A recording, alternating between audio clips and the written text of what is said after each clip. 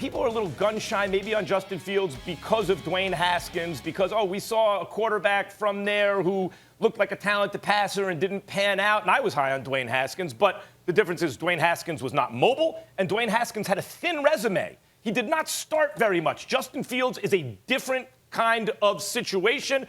I would draft Justin Fields. If he slips, a team like the Bears would be fools not to go grab him, in my opinion.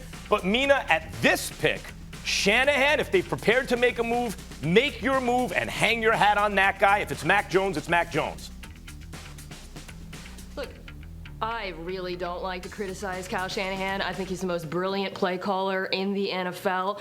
But he's the most brilliant play caller in the NFL, not the most brilliant quarterback evaluator. You can look at his history of preferring Kirk Cousins over the likes of Watson and Mahomes back in 2017. What has he done to make you think this is something he excels at, Max? And beyond that, I agree with Stephen A., and it sounds like you, about Justin Fields, and I'm befuddled, frankly, as to what has happened between now and one of the greatest college football performances I have seen in recent history that's made him slide down boards. If you look at the quarterbacks who have thrived in recent years and had success in the NFL, they have all of the qualities Justin Fields has, the qualities that cannot be coached: accuracy, athleticism, arm strength. Okay, yes, he needs to quicken his process. That's something he can improve upon in the NFL. You know what you don't see when you look at those last 10 years of quarterbacks who have been drafted and succeeded in the NFL? Pocket passers who can't move. Name me one. Name me one. All I ask is one pocket passer drafted in the last 10 years who has been great. Heck, one pocket passer, and by the way, we're talking pocket passers, Joe Burrow can move, Justin Herbert can move, so get out of there with that. One pocket passer who has gotten a second contract from the team who drafted him in the first round.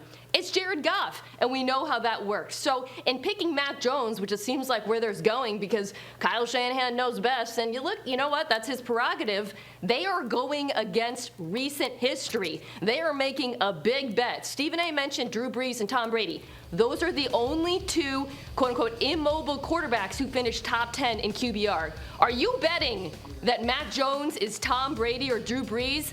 I would be nervous making that bet. And let's also keep this in mind, Mina and Max. Let's get something straight here. Do you understand how important this pick is for the San Francisco 49ers? We've been raving about Kyle Shanahan and all this stuff. And Mina, I am not here to question this man's credentials. This man is an exceptional play caller. He's won more games than he lost. We respect the hell out of him as an offensive mind, and he's somebody that has earned his stripes in the National Football League. I'm not trying to cast those kind of aspersions, but we do have an obligation to point out some facts. Number one, if you make the wrong pick and things don't work out, let's understand something here. You will have had 4 losing seasons. For example, if you don't win next season, you will have had 4 losing seasons in Shanahan and Lynch's 5 years in San Francisco. We talk about these folks like they're Super Bowl champions. They lost that damn Super Bowl, okay? They're not champions. They got to the championship game. They got to the Super Bowl, but they didn't win it. They had a 10-point lead. They couldn't hold it. Now, what does Kyle Shanahan what is he primarily known for outside of his play calling? He's the same offensive play caller that had a 25-point lead in a Super Bowl and blew it. He's the same offensive coordinator that had a 10-point lead in another Super Bowl and blew it. This man has got outscored by 40 in Super Bowls after having a lead. Okay? Those are 2 championships that escaped him. So while we sit here and we talk about him like he's the second coming of Vince Lombardi, let's remember there's no rings to show for that.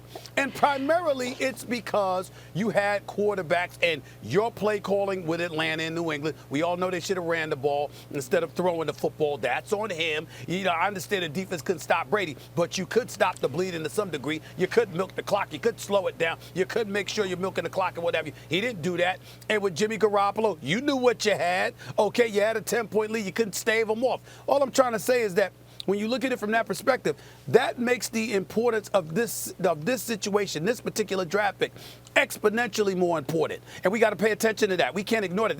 They better get this right. They better get this right. But the loss to New England, Stephen, is so instructive because Kyle Shanahan didn't lose that game.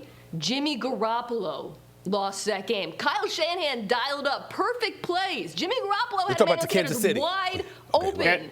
Kansas City. You're talking about Kansas City. You're talking about And Kansas this, City. to me, pardon me, Kansas City. As we're looking towards this decision, that's a perfect example of distinguishing Kyle Shanahan, the play caller, from Kyle Shanahan, the quarterback evaluator. Because he dialed up a perfect game, and his quarterback, who he picked, let him down. So when we look at his record and his ability to make the right decision here, again, to me, play calling, I have no questions. I will not question that man. Yes, he made mistakes in the Super Bowl with Atlanta, but evaluating, I think we're totally justified in questioning what he's done there, and the Super Bowl that you referred to is perfect evidence for that.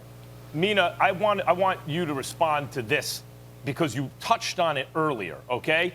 Are you betting he's Tom Brady? Are you betting he's Drew Brees? We've seen Peyton Manning. The game, my point is this. I don't mean, are you betting Mac Jones? What I'm saying is the game has changed, right? And the more things you can do, the better player you're likely to be, right? If you have diverse skills.